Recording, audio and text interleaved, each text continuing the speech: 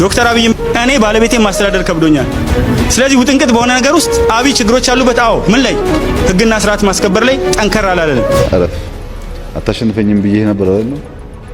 እኛን አትችሉንም እኮ እኛ ምን ይቻላል ማረፋችሁን ዘግተህ ተቀመጡ ለማለት ነው። ይሄ ደግሞ አይቻልም። ይሄ የሚቻለው በእኛ መቃብር ላይ ነው። አይቻልም።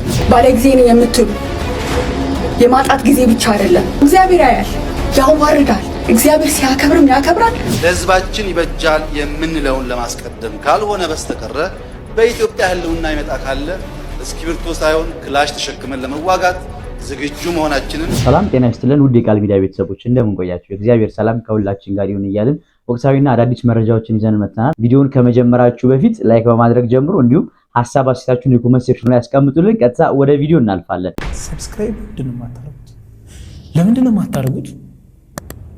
አሁን ማርጉ።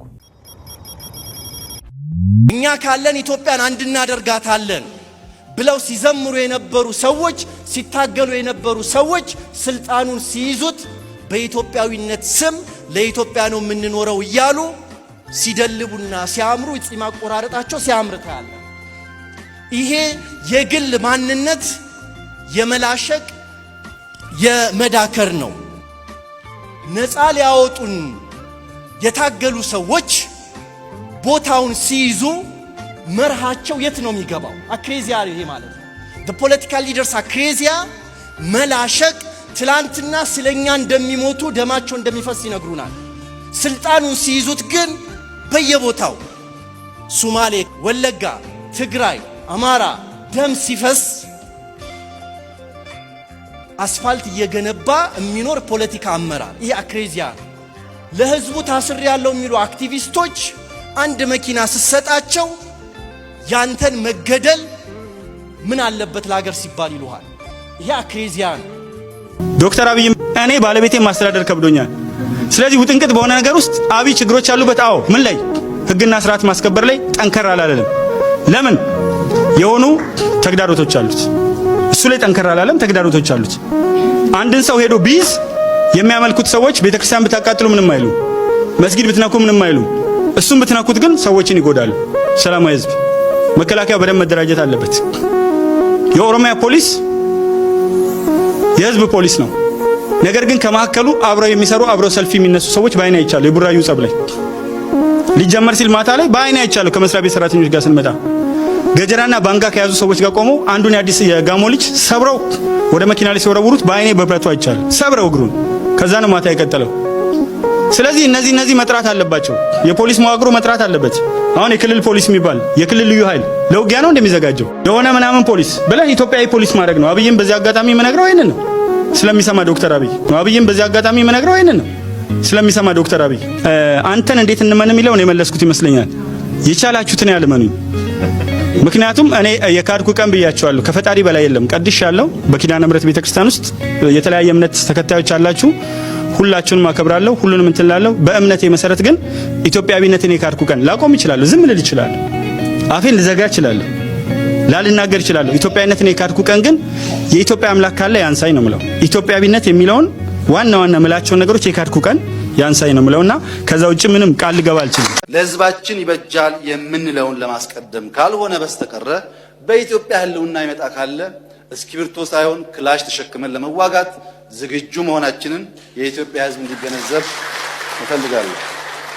በመጨረሻም በዚህ ጉዳይ ላነሳው ባልፈልግም የኢትዮጵያ ህዝብ እንዲገነዘበው የምፈልገው በተለያየ ዓለም ያሉ አማርኛ፣ ኦሮምኛ፣ ትግረኛ ወይም ሀገርኛ ቋንቋ የሚናገሩ ብዙዎቹ የኢትዮጵያ ፓስፖርት የሌላቸው ሶፋ ላይ ተቀምጠው መደብ ላይ የተቀመጠውን ህዝብ ተነስ የሚሉ በሚያማምር መኪና እየሄዱ በእግሩ መሄድና ለባስ የሚከፍለው ያጣውን ህዝብ ተነስ ግደል የሚሉ ጀግኖች በበሬ ወለደ ተረት ብዙ ያልተገቡ ነገሮች ይዘግባሉ። ለነሱ በአንድ በኩል እንጀራ ነው። በዩቲዩብ እንደዛ እያሉ ካልሆነ ገቢ ያገኙ። የኛ ህዝብ ደግሞ የዋህ ነው። ቋንቋ አማርኛ ስለሆነ ኦሮምኛ ስለሆነ ያምናቸዋል፣ ይባላል። ለህዝባችን ይበጃል የምርጫ ኮረጆ ወይም የምርጫ ጣቢያ በቀበሌ ላይ ተቋቁሞ ህዝቡ ባመነበት መንገድ ነው ምርጫ የሚካሄድ እንጂ ወረዳ ላይ በግድ ሸጥ የሄደ ማዳበሪያ ሊያመጣ የሄደን እየሰበሰበ ምርጫ ምረጡ ይለናል እንዴ? የኮ ታስቦም ተብሎ የማይታወቅ ነገር ነው። 62 ሰው ከኛ ወይበይ 66 ሰው ገድሏል። 66 ሰው ገደለ። 24 ሰው ቁስለኛ አለ። ከ66ቱ ሰው አንዷ ሴት ነው የገደለ። አንዷን ሴት በጥይት ማለት ነው። እኔ ሙቶ ሳይሆን እሱ በድሮንና በመከላከያ ሰራዊቱ ያስገደለው ማለት ነው። በባንዳ እየላከ ያስገደለው። ቤታችን ተኝተን ሳናድር እንዴት አድርገን ምርጫ ምን ነው? መጀመሪያ ቤታችን ለምን አለ? ዛሬ ክምራችን በዳሪ አይደል ያለ? በሞርተር አይደል እያቃጠለ ያለ ክምራችን?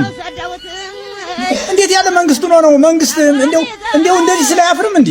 እና አሁንም ቢሆን እኛ በምንም ታምር ምርጫ የሚባለውን ነገር ኃይለ ማርያም በለጠው እንደ ኃይለ ማርያም እስቲ ደግሞ ብሎ ለቀቅ አድርጎ በኢትዮጵያ በአማራ ያለውን ጫና አይቶ ተተኪ ሰው ወክሎ ቢሄድ ነበር የተሻለ የሚሆን እንጂ አሁን ምርጫ የሚባለው ነገር እኔ ቅጆት ሊል አይመስለኝም። አስመራጮች እዚህ ያሉት የወይበኝን ሰው ስም አሁን እኛ ገርበዋል። የወይበኝን ሰው ስም እየመዘገበ የወይበኝን በስሙ ተቀሎ ቢሰጥ ላይሳካለት ይችላል። አይሳካም። ከዚህ ቀደም እንኳን አልተመረጠም። በማጭበርበር ነው ያለፈው።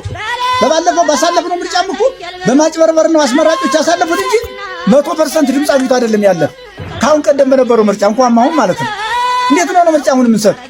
እና አሁንም ቢሆን እኛ የምንለው እኛ ማዳበሪያ ግንቦት 24 ምናምን ይላሉ። ምርጫውን የዚህ ያለ ማዳበሪያ ውሰዱ እያለ ዝም ብሎ ያስፈርም ከሆነ ማዳበሪያ እንዳመጣ የሚደራስ ያለ ድም የዚህ ያለ ቀልጦ ይቅ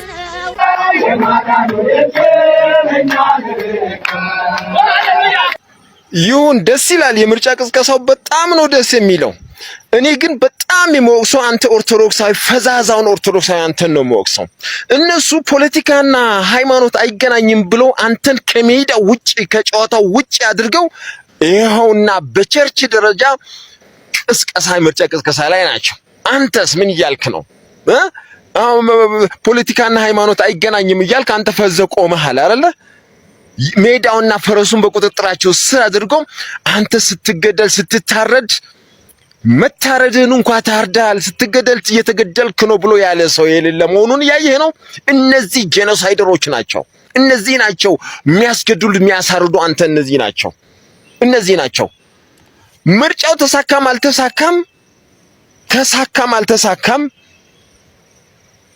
ምን ማድረግ እንዳለብህ አንተ ኦርቶዶክሳዊ ላንተ እኮ ነው የምናገረው። ምን እያልኩ እንደሆነ በቃ መቼም አይገባህም። እንደዚህ ከሆነ ላንተ ባለ ጊዜ ነኝ የምትሉ የማጣት ጊዜ ብቻ አይደለም ፈተና። እግዚአብሔር የሰጣችሁ ስልጣን በስነ ስርዓት ካልተጠቀማችሁበት እግዚአብሔር አንቅሮ ይተፋችኋል። ተጠንቀቁ። እግዚአብሔር እያያችሁ ነው። ጥሩ ውጤት እያላቸው ዩኒቨርሲቲ ላይ ተቃቅለው ወጥተው አይ አንተ የኔ ዘር አይደለህም ብላችሁ ወጣት ሴትና ወጣት ወንድ ቤት ውስጥ ሳይወጡ በዲፕሬሽን እንዲጠቁ የምታረጉ ቢሮ ላይ ትላልቅ ስልጣን ያላችሁ ወጣት ወንድና ወጣት ሴት የምትገፈትሩ ተጠንቀቁ። እግዚአብሔር እያያችሁ ነው። እግዚአብሔር ያያል። እግዚአብሔር የደሃን እንባን ያያል። ተጠንቀቁ። ትላልቅ አዛውንት አባት ሽበት የወረራቸው ኩርምት ያሉ ድህነት ኩርምት ያደረጋቸው ሰልፍ ላይ አንቺ የኔ ዘር ነሽ ብላችሁ ደሃናት አባት ከኋላ የምታረጉ የምታሰልፉ ስትገፈትሯቸው የማይራራ ልባችሁን የማይራራ ተጠንቀቁ። እግዚአብሔር እያያችሁ ነው። የውርደት ጊዜ አለ። የክብር ጊዜ እንዳለ የውርደት ጊዜ አለ። ለደሃ ከመስጠት ይልቅ ክለብ ለክለብ ብር የምትፈትኑ ሴት ጭላይ ለደሃ ግራ ለገባው ደሃ ዳቦ ገዝቶ ከማካፈል ይልቅ ውስኪ ባለ 400 ባለ 500 ሺህ ብር እየገዛችሁ ሻምፓኝ ምናምን ምደፉ ተጠንቀቁ። እግዚአብሔር ማያ እንዳይመስላችሁ። እግዚአብሔር ያያል፣ ያዋርዳል። እግዚአብሔር ሲያከብርም ያከብራል፣ ሲያዋርድም አንቅሮ ነው የሚተፋው። በህፃናት ትዋረዳላችሁ። ተጠንቀቁ። እግዚአብሔር ሁሉንም እያየ ነው። ታስታውሳላችሁ? ዛሬ ሌላ ቪኤዝ ነገ ከነገ ወዲያ ሌላ መኪና የሚይዙ የነበሩት ዛሬ አሜሪካ ከነገ ወዲያ ዱባይ የሚሄዱ የነበሩት እግዚአብሔር ሲያዋርዳቸው ጫካ ለጫካ ሲሯሯጡ በተቀደደ ነጠላ ጫማ ሲሯሯጡ የነበሩ ሰዎች እንደዛ እንዳትዋረዱ ተጠንቀቁ። እግዚአብሔር ክብር ሲሰጥ ልትጠነቀቁበት ነው። ለደሃ ልትሰጡ ነው። ግራ ለገባው ልትረዱ ነው። ስልጣን ሲሰጥ ለደሃ ማገልገያ ነው። እንጂ መናቂያ አይደለም። ሰው ገላችሁ እኔ ባለ ጊዜ ነኝ የምትሉ ያደም ያያል፣ ያደም ይጮሃል። ተጠንቀቁ። እግዚአብሔርን የማያ እንዳይመስላችሁ። የማይፈርድ ሰው አለ አይደለ? የሚፈርድ እግዚአብሔር አለ። የደሃ ደም የምትገሉ ተጠንቀቁ። እግዚአብሔር ሲያዋርድ ያዋርዳል። ማታ አለ፣ ቀን አለ፣ ውርደት አለ፣ ክብር አለ። ተጠንቀቁ። እግዚአብሔር ሲያዋርድ ያዋርዳችኋል። በህፃናት እንዳትዋረዱ። ብር ያልቅም ብላችሁ ነው። በአንድ ቀን ሊያልቅ ይችላል። አይደለም ኢትዮጵያ ያቺ ትንሿ ኢትዮጵያ ቀርቶ ትልቁ ዓለም በእጁ መዳፍ ነው ያለው። እንዴት እየተጠቀሙበት ብሎ እግዚአብሔር እየመዘገበ ነው። ተጠንቀቁ። ድሃ አትናቁ። ተጠንቀቁ። እግዚአብሔር ሁሉም ያያል። የምትገፈትሩ መስተንግዶ የሚሰሩት ነይ አንቺ እኔ ባለ ጊዜ ነኝ ብላችሁ የምትገፈትሩ ተጠንቀቁ። እንዳያዋርዳችሁ ተጠንቀቁ።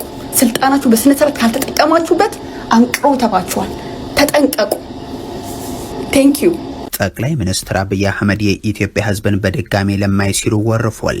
የአሜሪካና ኢራን ጦርነትን ደግሞ አውኮናል ሲሉ ገልጸውታል። የብልጽግና ባለስልጣናት የሀገሩን ህዝብ ሁሉንም የስድብ ቃላትን ተጠቅመው ሲወርፉት ይታወቃሉ። እንደ እንስሳ መስለው ኋላ ቀርም ብለው ባንዳና ተላላኪ እያሉ አንስተው በአደባባይም ዘልፈውታል። ከዛም በበሽታ መስለው ካንሰር ሲሉም፣ በእጽዋት ወክለው አረም ሲሉ፣ ነፍሳትንም ስለው ጉንዳን ብለው ሲያጣቅሱ ነው የሚታወሱት። አሁን ደግሞ ጠቅላይ ሚኒስትር አብይ አህመድ የኢትዮጵያ ህዝብን ለማኝ ነው ሲሉ ገልጸው ክብርና ሉዓላዊነቱ የተገፈፈ በማለትም አብራርተዋል። ለማኝ ስለ ክብሩ መጠየቅ አይችልም፣ ጥገኛ ነው። ሰምታችኋል። ለማኝ ነን ሲሉም ነው የተደመጡት። ነፃ ነኝ፣ ሉዓላዊ ነኝ፣ ክብር ያለኝ ሀገር ነኝ ማለት አይችልም። ጥገኛ ነው። ለማኝ ጥገኛ ነው። እኛ ለማኝ ኢትዮጵያውያን ሰምታችሁኛል። እኛ ለማኝ ኢትዮጵያውያን ልመና በቃን እስካላልን ድረስ ጥገኞች ነን። በእርግጥ ጠቅላይ ሚኒስትሩ በየመንደሩ ጦርነትን ከፍተው ተፈናቃይና እርዳታ ጠባቂ ያደረጉትን ይህንን ማህበረሰብ ከሞቀ ጎጆው ተሳዶ ለልመና የተዳረገን ህዝብ ከዚህ በፊትም ይህንን ህዝብ መምራት እኮ ጉንዳንን እንደ መምራት ነው እያሉ ለማኝ በሚልም እየገለጹ ሲያቀርቡት ነው የሚታወሰው። አሁን ባለው ሁኔታ ኢትዮጵያን መምራት 1 ሚሊዮን ጉንዳን ተሸክሞ መሄድ ነው እንጂ ትርፍ አይደለም። ልመና ሱስ የሆነበት ግለሰብና ማህበረሰብ መበልጸግ አይችልም። ድሃ ሆኖ ዝም ብሎ መጨቃጨቅ አይቻልም። እስከዛስ ወሐጁል በይት መን ኢስጠጣዐ ኢለይሂ ሰቢላ ነው ነገርዩ። ከሌለ ተጣጥፎ መቀመጥ ነው ማለት ዶላር በተለያዩ ጊዜያት ልመና ሉዓላዊነትን እንደሚያሳጣ ክብርንም እንደሚገፍ ሲገልጹ የሚሰሙት የብልጽግናው ፕሬዝዳንት ወደ ስልጣን በመጡ ሰሞን ግን የእሳቸው ዋነኛ መለያ ለማኝነት እንደሆነ ተናግረው እንደነበርም የሚዘነጋ አይሆንም። አንዳንዶች የመናገር ጸጋ አላቸው፣ አንዳንዶች እግር ኳስ የመጫወት ጸጋ አላቸው። እኔ ደግሞ በተፈጥሮ የመለመን ጸጋ አለኝ። ልመና በጣም የሚሳካልኝ ሰው ነኝ። እድሜዬም በሙሉ ማለት ነው ለምኜ ብዙ አላጣ። የሆነው ሆኖ ዛሬ ለማኝ ክብር የለውም ያሉት ጠቅላይ ሚኒስትር አብይ አህመድ በቅርቡ ገጠመን ያሉትን የእርዳታ ጠባቂነትን ችግር ሲያስታውሱ ደግሞ የአሜሪካ ኢራንን ጦርነት ጠቅሰው ነው። አሁን በዚህ ጦርነት ወቅት ጋዝና ነዳጅ ስለሌለን ታውከን ነበር ያሉት የብልጽግናው ፕሬዝዳንት ይህ ጦርነት ከመጀመሩ በፊት ግን እነዚህ ሀገራት ወደ ጦርነት ከገቡ እኛ ተጠቃሚዎች ነው የምንሆነው በሚልም ይታወቃሉ። ይህ በእንዲህ እንዳለ አብይ ኢትዮጵያውያንን ለማይባሉ ተመሳሳይ ወቅት በፓርላማው ይኸው ህዝብ ወደ 100 ቢሊዮን የሚጠጋ ብር በባለስልጣናትና ባጋሮቻቸው ተዘርፏል የሚል ሪፖርት ቀርቧል። የምጣኔ ሀብት ባለሙያው ደግሞ ሀገርና ዜጎች በሙሰኞችና ተባባሪዎቻቸው ላይ ፍትህን ይጠይቃሉ ሲሉ ገልጿል። ሪፖርተር ጋዜጣ በትናንት እትሙ ይዞት የወጣው 98 ቢሊዮን ብር በብልጽግናው መንግስት ባለስልጣናትና በአርቲስቶች በኩል ስለመዘረፉ የሚገልጸው ዘገባ መነጋገሪያ ሆኗል። እንዲህ ያለ መንግስታዊ ውንብድና በፓርላማ ውስጥ በሚቀርብባት ኢትዮጵያም መሪዎቿ ደግሞ እንዲህ ሲናገሩ ይታወቃሉ። የኢትዮጵያ መንግስት 100% ከፈለጋችሁ 1 ሚሊዮን % እርግጠኛ ሆኜ የማወራው መንግስታዊ ሌብነት አያካሄድም። ውሸት ነው። የፈለገ ዓለም ተቋም የፈለገ ዓለም ሳይንቲስት መርምሮ መንግስታዊ ሌብነት 1 ብር ሊያገኝብን አይችልም። ሰሞነኛው በፓርላማ የቀረበው ሪፖርት ደግሞ በመንግስት ከፍተኛ ባለስልጣናትና ታዋቂ አርቲስቶች በኩል ወደ 100 ቢሊዮን የሚጠጋ ገንዘብ በ9 ወራት ውስጥ ብቻ ተዘርፈዋል ይላል። የአፍሪካ ልማት ባንክ ሪፖርት እንደሚያሳየው ደግሞ በየአመቱ እስከ 30 በመቶ የሚሆነው ለመንግስት ገቢ የሚደረግ ገቢም ከህዝቡ እየተዘረፈ ነው። የሆነው ሆኖ ራሱ ብልጽግና ያመነውና በፓርላማው ያቀረበው የሙስናው የ9 ወራት ሪፖርቱ ላይ በሀገር ኢኮኖሚ ላይ ከፍተኛ ሙስና የፈጸሙ ከፍተኛ ባለስልጣናት ታዋቂነታቸውን ተጠቅመው ህብረተሰቡን የዘረፉ አርቲስቶች 78 ቢሊዮን ብርና 134 ሚሊዮን ዶላር ወይንም በወቅታዊ ህጋዊ የባንክ ምንዛሬም ከ98 ቢሊዮን ብር በላይ ህብረተሰቡን መዝረፋቸውን በኦዲት ምርመራ መረጋገጡን ይገልጻል። የደመላሽ ገብረ ሚካኤል መስሪያ ቤት ባለስልጣኖቻችን የሚዘርፉት በቢሊዮኖች ነው ሲል አለቃቸው ደግሞ ከዚህ ህዝብ አንድ ብር አንዘርፍም ይላሉ። ለኢትዮጵያ ህዝብ በኩራትና በእምነት መግለጽ እንፈልገው አንድ ብር ከዚህ ምስኪን ህዝብ እኛ አንሰርቅም። አንድ ብር። የኢትዮጵያ ህዝብ አስተዋይ ነው። ሳንሰርቀው 7 ቀን ስንሮጥ እንደምንሰራ ያውቃል። ብናበላሽ እንኳን ከአቅም ማነስ እንጂ ሆን ብለን እንደሆነ ያውቃል። የትኛውም ጫፍ ያለው ባይዘው ፌስቡክ ላይ ያለው ኢትዮጵያ አይደለም። የትኛውም ወረዳ ብትሄድ የኢትዮጵያ አርሶ አደር የእሱን ጎተራ እየሞላ እንደሆነ ያውቃል። የትኛውም ድሃ እናት በተቻለ መጠን ቤቷን ለመጠገን እንደምንሞክር ታውቃለች። በፓርላማው የቀረበው የዘረፋ ሪፖርትን በተመለከተ የሚናገሩት የኢኮኖሚ ባለሙያው ሙሼ ሰሙ ይህ እንግዲህ በኦዲት የተረጋገጠው ብቻ ነው፣ የተደበሰበሰውና መረጃ ያልቀረበበትን ጉድ አምላክ ይወቅ ሲሉ ያነሳሉ። እንደ ዘበት የተዘገበው የ98 ቢሊዮን ብር ዘረፋ የ2018 በጀታችን 5 በመቶ ገደማ ነው የሚሉት ባለሙያው ስራ ላይ ቢውል ኑሮ ምን ይፈጥር እንደነበር እያነጻጸሩም አቅርቧል። በራሱ በመንግስት መመዘኛዎች በመጠቀም ይህ ባለስልጣናትና አርቲስቶች የዘረፉት ገንዘብ ከ4000 እስከ 4500 ካሬ ሜትር የሚሆኑ በአማካኝ እስከ 200 ሚሊዮን ብር ድረስ የሚያወጡ 190 አዳዲስ ትምህርት ቤት ህንፃዎችን ከነመገልገያቸው ያስገነባል። ለዚህም 38 ቢሊዮን ብር አካባቢ ወጪ ይጠይቃል ሲሉም በቀዳሚነት ያስቀምጣሉ። ሁለተኛው 50 የሚደርሱ አጠቃላይ ሆስፒታሎች ማለትም ከ15 እስከ 50 የመኝታ አቅም ያላቸው መሰረታዊ የህክምና ቁሳቁሳቸውን ጨምሮ በድምሩ በ12.5 ቢሊዮን ብር መገንባት ይቻላል ሲሉም ያክላሉ።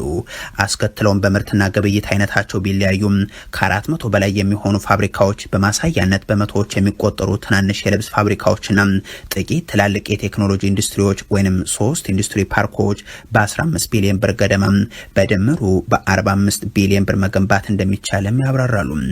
ይህ የሚዘረፍ ገንዘብ የውጭ ምንዛሬን ለማሸሽ ከፍተኛ የውጭ ምንዛሬን በሚጠይቁ ውድ ተሽከርካሪዎች ግዥም፣ ለውድ ሽቶ፣ አልባሳት፣ ጌጣጌጦችና ውጭ ሀገር ከቤተሰብ ጋር ለመዝናናት በጥቅሉ ለቅንጡ ያኗኗር ዘይቤ በመሆኑ ምክንያት ገንዘቡ ከመመዝበሩም በላይ የውጭ ምንዛሬን በማሸሽና ጥቁር ገበያውን በማበረታታት የብር የመግዛት አቅም ላይ የሚያስከትለው ኪሳራ ከዘረፋው ያልተናነሰ ከፍተኛ ውድቀትን የሚያስከትል ስለመሆኑም ይገልጻሉ። ባለሙያው ይህ ሀብት የሚዘረፈው ደግሞም በአሰቃቂ ሁኔታ የዕለት ጉርሳቸውን ለማሸነፍ ከሚታገሉ ዜጎች ኪስ በቀጥታ ወይንም በተዘዋዋሪ መንገድ በግብር በመዋጮ ወዘተም መሆኑ ነው ብለው ዜጎች ፍትህ ይላሉ በማለት አስረድቷል። ብንሰርቅም ባንሰርቅም እንኳን ክርስቲያኖን መሬት እንኳን ኦርቶዶክስ ሆነ